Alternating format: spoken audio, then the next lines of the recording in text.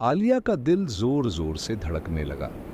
उसकी आंखें हैरत और खौफ से फैल गईं। सामने नीलम जैसा वही चमकता हुआ पत्थर पड़ा था, बिल्कुल वैसा ही जैसे ख्वाब में देखा था।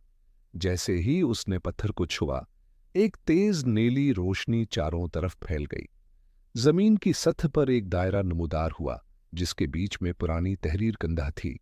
उस तहरीर से नीली रोशनी निकल रही थी और अचानक एक दरवाजा जमीन में नमूदार हो गया, गोया किसी और दुनिया का रास्ता खुल गया हो। पत्थर से दोबारा वही आवाज आई, मगर अब वो कुछ ज्यादा है, वाजिह थी। वक्त आ गया है आलिया, नीलम की वादी तुम्हें बुलाती है। अंदर कदम रखो, मगर याद रखो, हर सच एक राज से गुजरता है।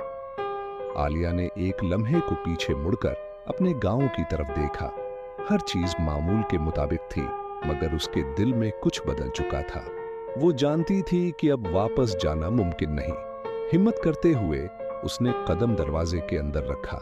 हिम्मत करते हुए उसने कदम दरवाजे के अंदर रखा। जैसे ही उसने अंदर कदम रखा, एक रोशनी की लहर उसे घेर गई और वो एक नई हैरत अंगेज दुनिया में पहुंच गई। सामने जादुई नजारे बिखरे हुए थे।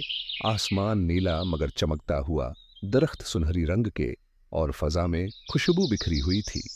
दूर एक नदी बह रही थी, जिसका पानी नीलम की तरह चमक रहा था।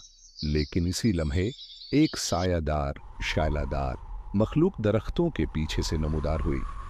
उसकी आंखें सरख थीं और हाथ में एक जादुई लाठी थी। तुम यहां कैसे आई? वो गराई। आलिया ने हौसले से कहा, मुझे नीलम है कि वादी ने बुलाया है। मखलूक ने अपनी लाठी जमीन पर मारी और दरख्तों के दरमियान एक और दरवाजा खुल गया।